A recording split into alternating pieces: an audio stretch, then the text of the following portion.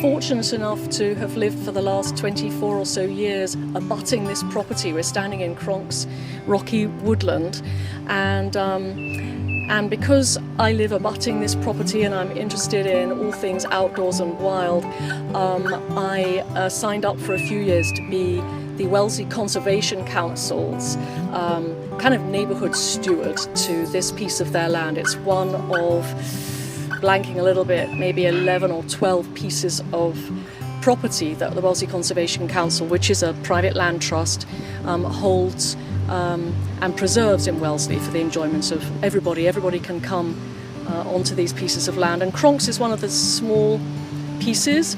And I wanted to introduce you to Gertrude Cronk. Here she is. She was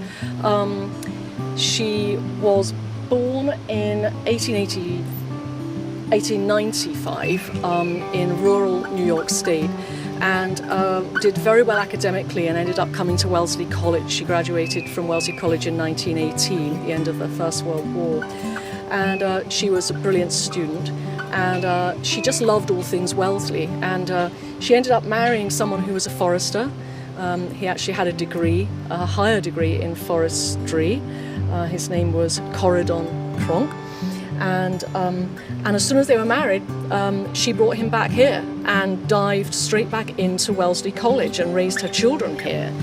And they built a totally unique house which stood where this contemporary house now is behind us, at 10 Crown Ridge Road. They bought land from George Seagrave. He owned a lot of land in Wellesley at that time. We're talking the early 20s. Obviously Wellesley was nowhere near as built up.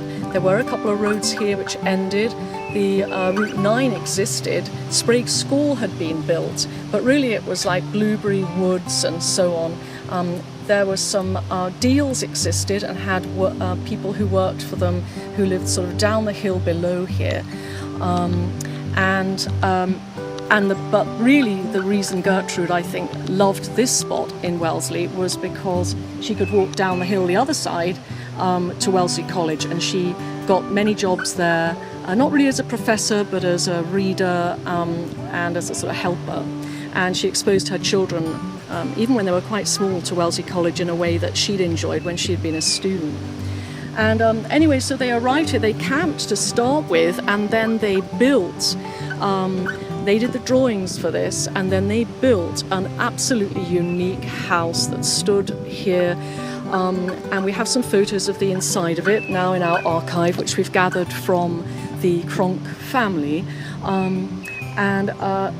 It just was a gem of a house on a stone foundation, a rock foundation, and all built of wood.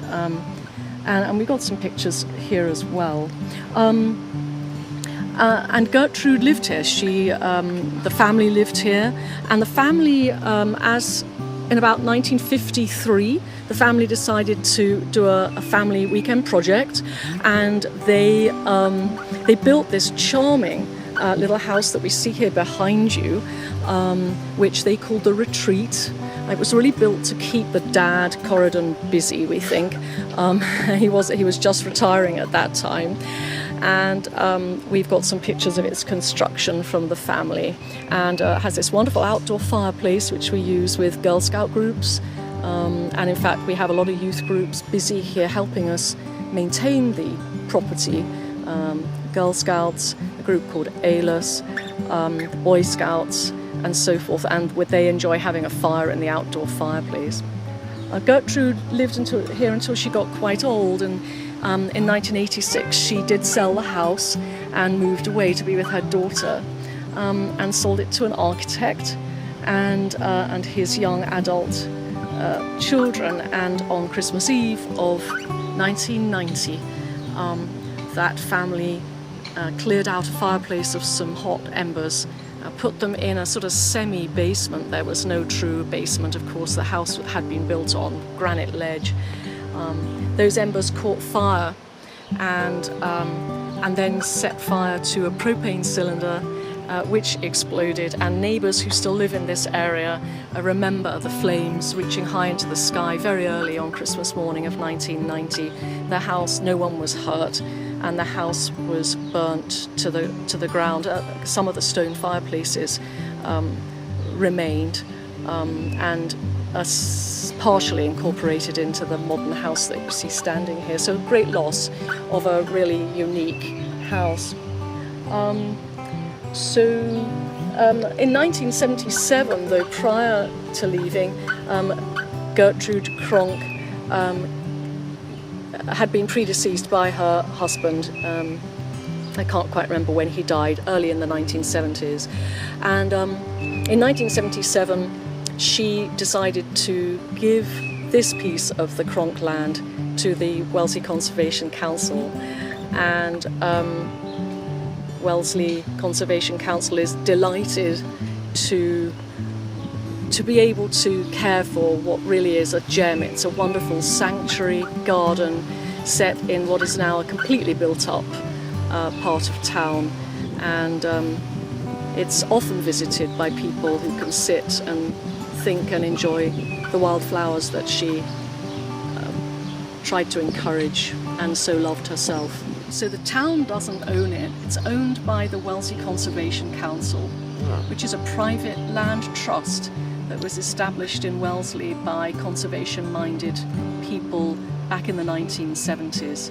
And obviously we work very closely with town departments and such as the Natural Resource Commission and so forth, but it's a private organisation, and it owns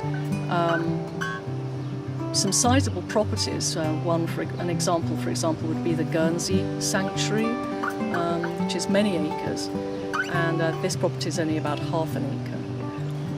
So the Wellesley Conservation Council, I don't think we've tried to change it too much. We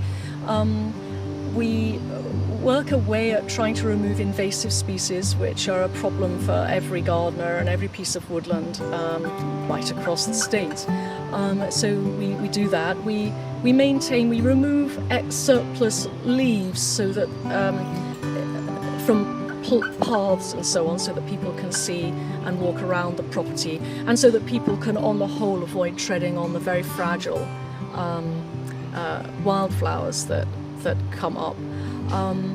And we take charge of fencing the property and removing dead wood that could fall and hurt people.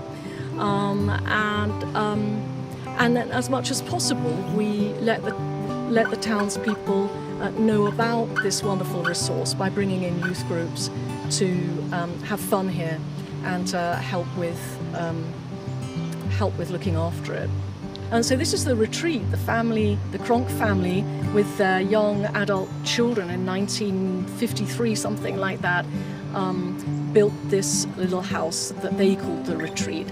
Some people refer to it as like a Hansel and Gretel house, and lots of people thought maybe it was a potting shed, but actually it hadn't been used really as a potting shed. It really was built by the family for the fun of the building of it, and they did store a car in it once. The daughter, who now is in her 80s, came and met with me a few weeks ago, and remembered that they put a Volkswagen Beetle in it from an overwinter once. I don't know how they managed that, but they built it over a few years in the 50s, and they made sure to build it with this lovely outside fireplace and the little baking oven, which is to the right of it. And they used those, they cooked out a lot. They were like forever camping, this family. They were always building and they were always camping out. And they had family gatherings here and involved grandchildren in that. And we continue to do our best to preserve the property. The Conservation Council hasn't so far needed to do any major repairs or maintenance, but it's only a matter of time. Its roof is wood shingles, and they're covered with this wonderful moss. So far the water stays out, but obviously there's going to be some maintenance issues as time goes by. Every year the Wellesley Conservation Council holds an open house and garden here, and the little house is open, and of course the Cronk's Rocky Woodland is open all year, but we like to sort of publicise it and have a special afternoon when people come in, as they are today. And so we've tried to. Our wish is that people will get to know the wild native species of plants and shrubs, so as to encourage them. Obviously we're in an extremely built up part of the country here, and any efforts that any of us can make to get to know what is a native species and encourage it, we think is a good thing. So with that in mind, we like to tell people what grows well, what always has grown here, who's used it. Obviously there's a lot of Native American uses of many of the plants and shrubs, and so there's an interesting history. We would call it a rocky woodland sanctuary. We like the word sanctuary. It's a very peaceful spot. We've put a few chairs around. These are just temporary, but we've got a couple of seats set about here, and we like the word sanctuary for it. Garden sanctuary. Is this unique for the town, or are there any other little sanctuaries like this in the town?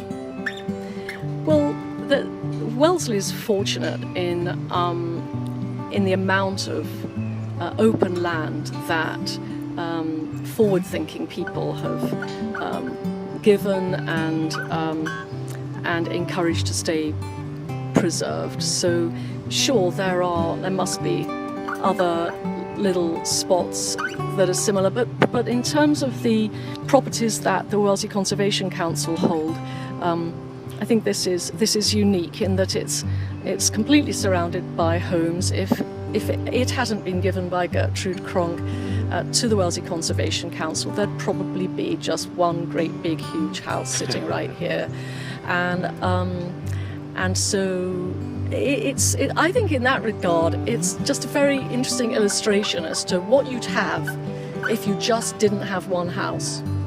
You know, what would be there, and we it's hard for people to imagine that, but Cronk's Rocky Woodland demonstrates that.